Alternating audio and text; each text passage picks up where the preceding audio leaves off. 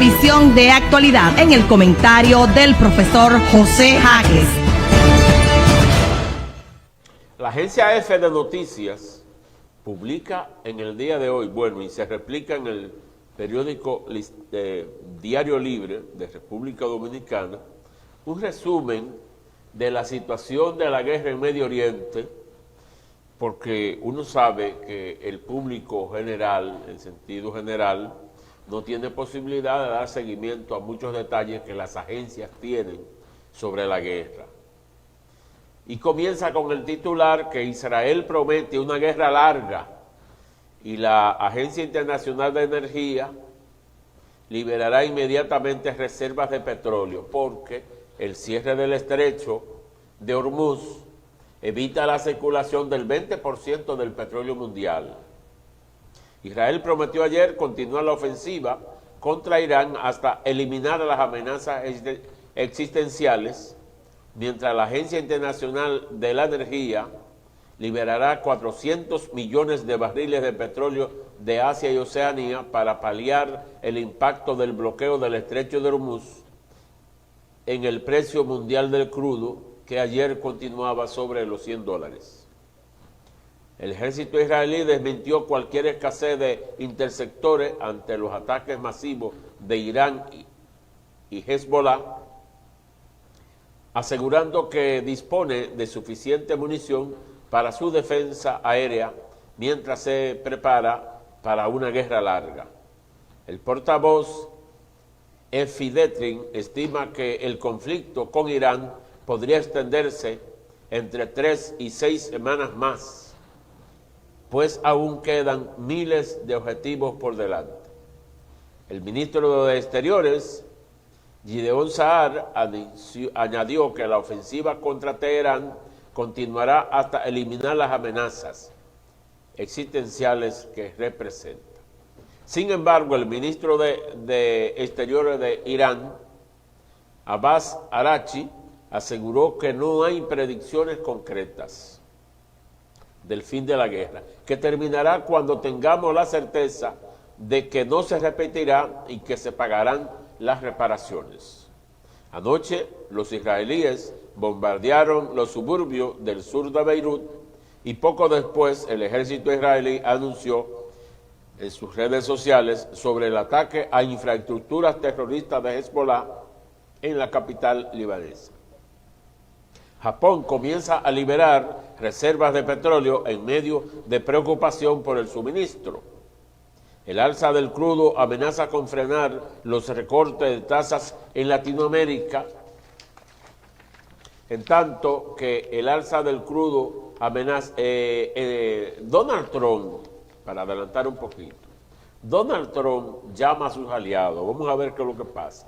El presidente de Estados Unidos, Donald Trump, advirtió que la OTAN se enfrenta a un futuro muy malo si los países aliados no prestan su ayuda para permitir el paso de buques por el estrecho de Hormuz cerrado por Irán como respuesta a los ataques estadounidenses.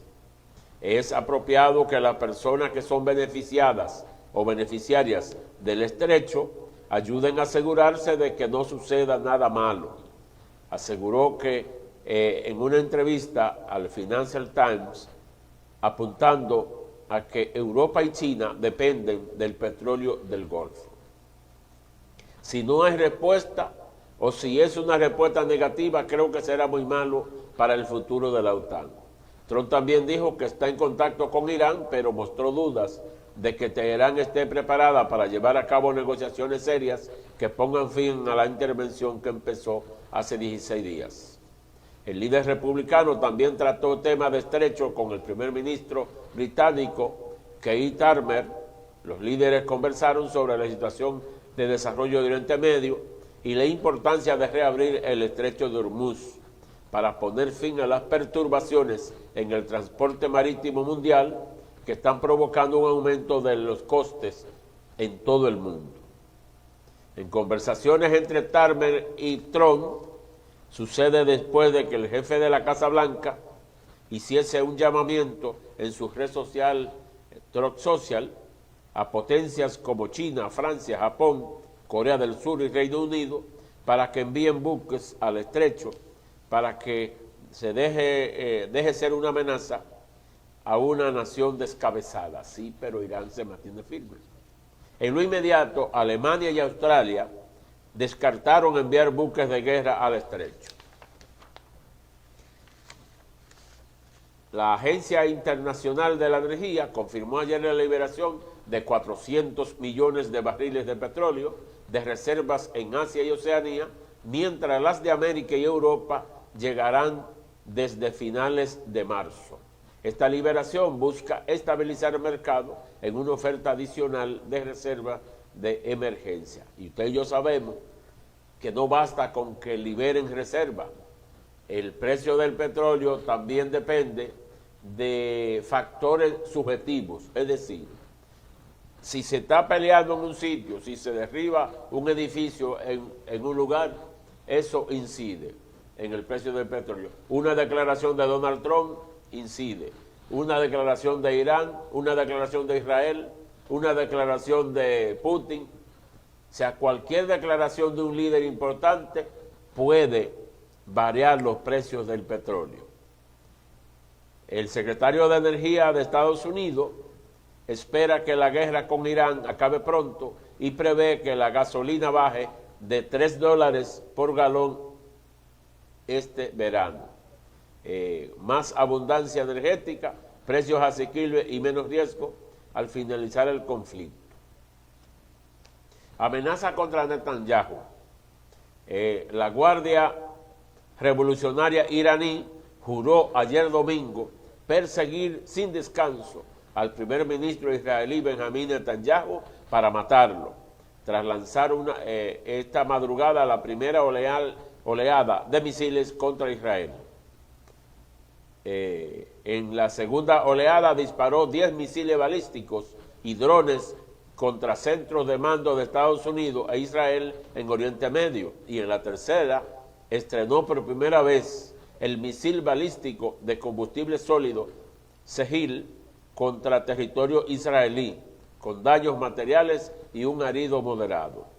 Durante los ataques, un dron impactó la base de Ali al-Salem en Kuwait, donde operan tropas de Italia y Estados Unidos, y destruyó un avión italiano sin causar víctimas, mientras el ejército israelí bombardeó cuarteles de la Guardia Nacional Revolucionaria y las fuerzas Basij el-Hamadan en el oeste de Irán. Las autoridades iraníes denunciaron este domingo que los ataques contra zonas civiles han causado 16 muertos y 223 heridos al personal médico, además de daños en 152 centros sanitarios de todo el país desde que empezó la guerra.